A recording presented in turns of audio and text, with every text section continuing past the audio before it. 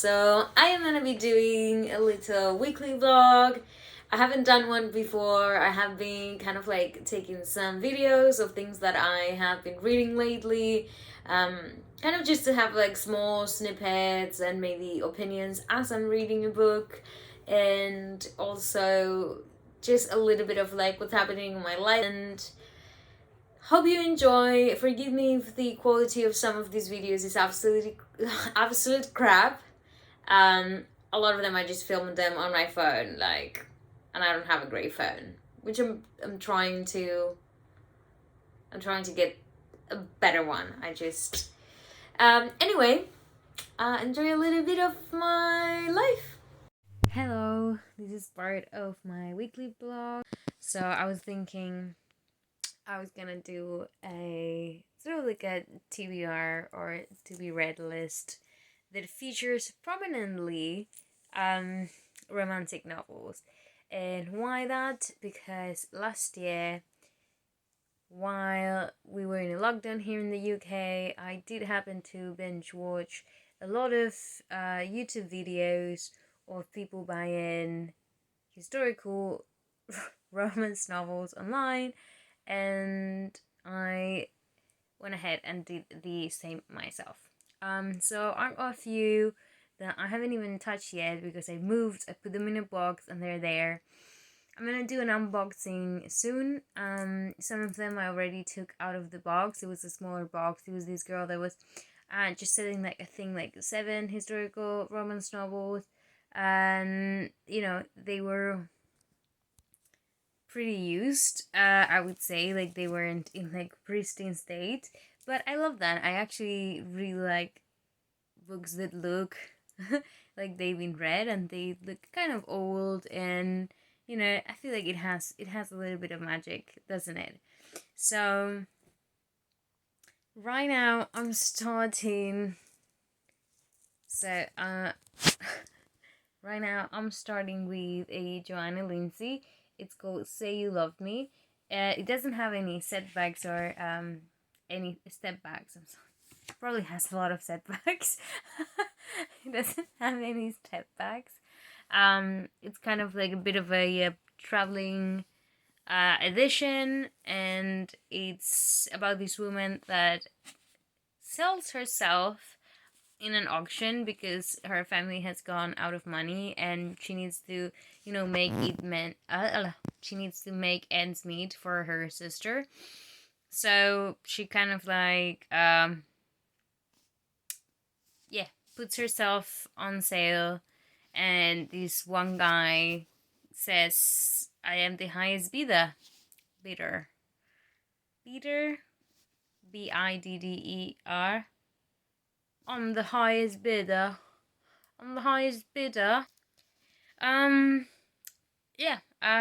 Ignore all that. Basically, this guy, romance. We'll see how it goes. 2 hours later.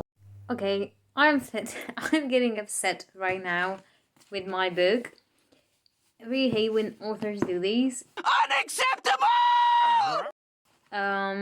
So basically what's happening is one of the characters, the main character, is brought to this sort of cottage that is next to like a main house by her love interest, and says, please stay here, I'll bring you back some food and some like needed things for you, but don't come into the main house because I don't want the service kind of like gossiping around. Okay, all good? So basically, this woman, has a late lunch with her love interest, then arrives at the cottage, falls asleep, the next day wakes up, and this guy has still not brought any provisions. So she goes through this basket with breakfast that she brought the day before, where she had 4 pastries. So she had late lunch the day before, and then the next day she has 4 pastries with jam for breakfast, and halfway through the afternoon, the author is trying to make me believe that the character is starving so much that even though she was asked not to go into the main house, she's decided she will go. Are you telling me that the main character had no dinner, had a big breakfast, and still halfway through the afternoon she was like, I can't take this anymore, I'm gonna die of starvation?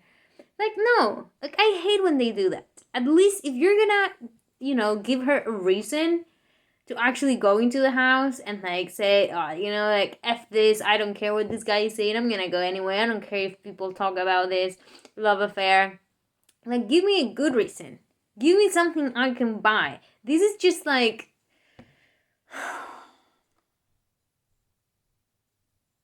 This is cheap. This is a cheap excuse, and I don't like it. And already, there's so many things that I'm not, like, 100. Like, Johanna Lyndsey, I've never read anything by her, but she's supposed to be, like, this amazing author, isn't she? Best-selling author. She has so many books. She's loved by so many people in the book community. And this is my first book, and I'm actually kind of disappointed. I'm not gonna lie.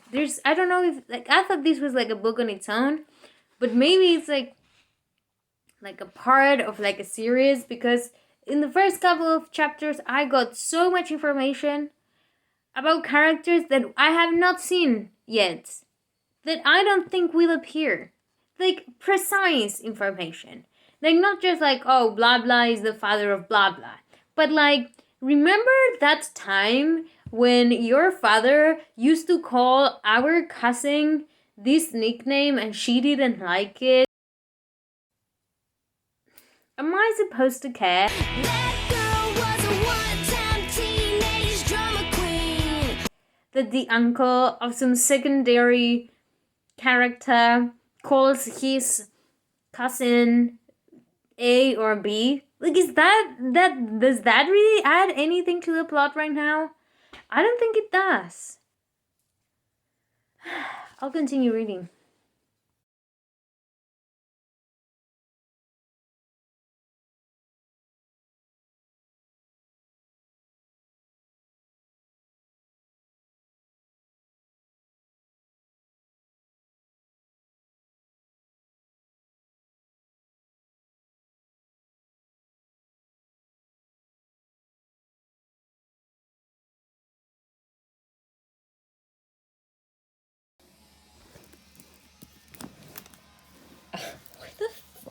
Is this edition so much bigger? I thought, guiding from the images, that it was just gonna be the same edition, but absolutely no. Okay, well, I really don't mind at all. So now I have them all. I've read this one, halfway through these, or even probably more. Now just these ones left. I have not read anything else by Cassandra Park, and I have not read the ones that would be like a previous, like a prequel of these ones.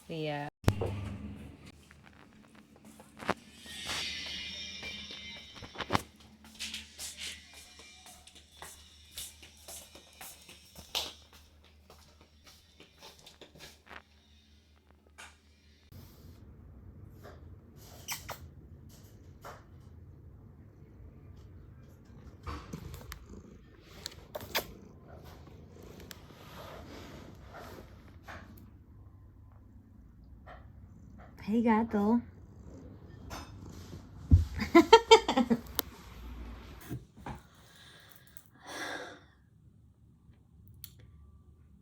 Okay, so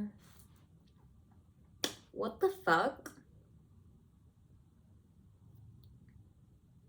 So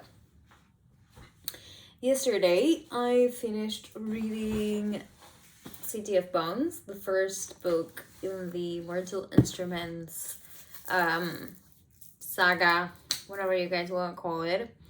And I enjoyed it. I actually really liked it. Really, I enjoyed it. I am intrigued about the upcoming books. I would like to see how this develops, but I mean, here, as you can see, that little bookmark that I put on about page 36 was when I usually do this when I have an idea of like what I think it's gonna be, the plot twist of the book, or where I feel like they are giving me the ending. That's where I put a bookmark. And so then at the end I'm like, okay, where did they say this, or where, or has this become true, or where in the book does it become true? So this is the beginning of the book. This is in page 36, where I presumed what the ending slash plot twist was gonna be, and literally this is where they say it, like with like 15 pages before the book finishes. And I'm like, by the time I got there, like I was so convinced of this idea that I had the whole time that I wasn't like even surprised. And you know why I wasn't even surprised? Spoiler alerts, what I'm gonna say if you haven't read it, haven't seen anything. I wasn't surprised because I watched Star Wars. Okay? So the whole I am your father and Luke and Leia are siblings wasn't that surprising. I mean, for anybody born after the 70s, like, that's not a surprising twist at all. Like, that's the thing you're expecting. The evil guy is gonna be the father, you know? Regardless of that, I don't think, I mean, I haven't read the rest of the books, but I really don't think they're gonna be siblings, because, I mean, the sexual chemistry between the two main characters is just, like, so good, you know?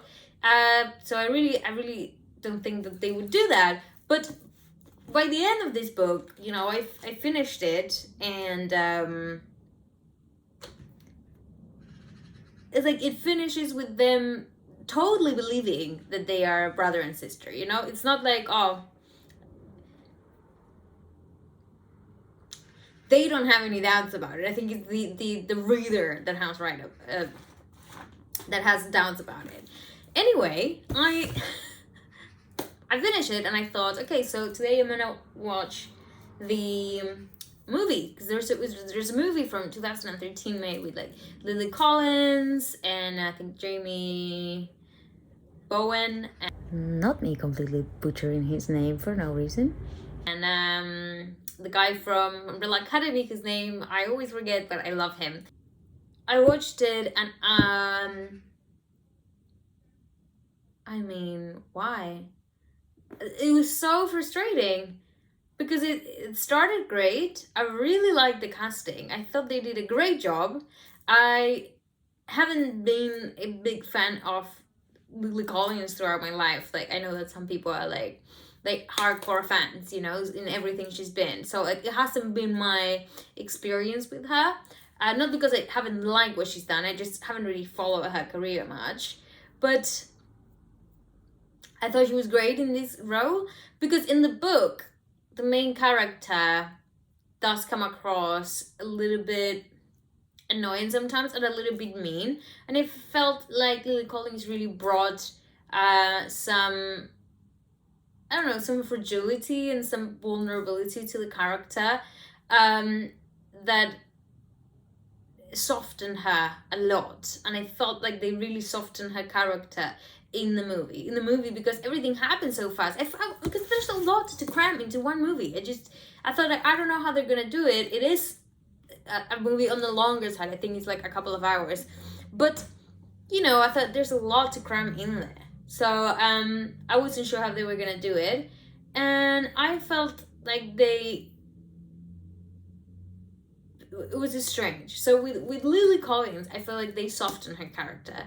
She's a lot meaner, a lot more like, I don't know, abrupt in the book, I would say, which is something that I didn't particularly like. She could be really bratty and annoying sometimes, and you don't have that in the movie. She just seems very sort of like, I mean, going with the motions, like everything is happening so fast for her in her life. Like her life changes from one moment to the other, and you can just see these sort of like reactive teenager. She's like just kind of like, I don't know what's happening. I'm scared for my mom. There's all these new people. I don't know who to trust. You know, she's in like emergency mode the whole fucking movie, and it comes across as believable. I felt like Jace was really well casted. I think Jamie Bowen really, I think he brings the character to life so beautifully, because you know, you have a character like in a book and you think like, okay, so this, you know, nobody would say this and get away with it, or nobody would be able to say this in a charming way. You know, it's just because it's a character in a book. But actually he really, I would say, like, really manages to have that like bad boy, tough exterior, and at the same time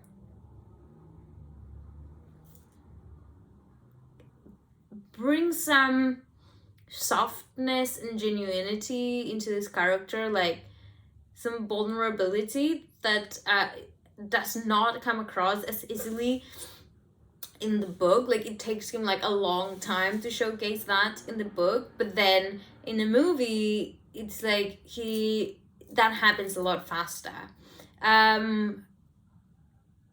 Another character that was really well casted, I felt, was Simon, but they could have done so much more with him. Like, his arc development in the book is just so much better. They just make him look kind of useless in the movie, and you know, just very much a loser, when in the book he's like, actually, you know, yeah, okay, he doesn't get along that well with the shadow hunters, but I mean, he kind of hooks up with one of them. There's like a little bit of a romance happening there. He is really well trained with the bow and arrow, and he saves the day once at least, and doesn't really happen in the movie. And I felt like there were so many unnecessary changes to the movie. Like,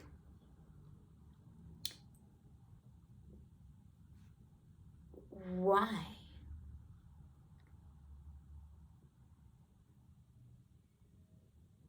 It just doesn't make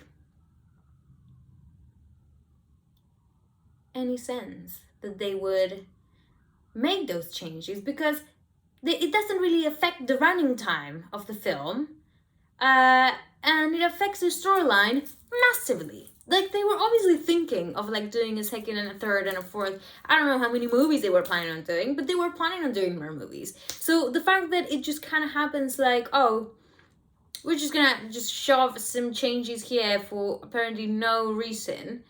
Like, it's not even about like, oh, this is gonna just, you know, shorten the film. It does not shorten the film, you know?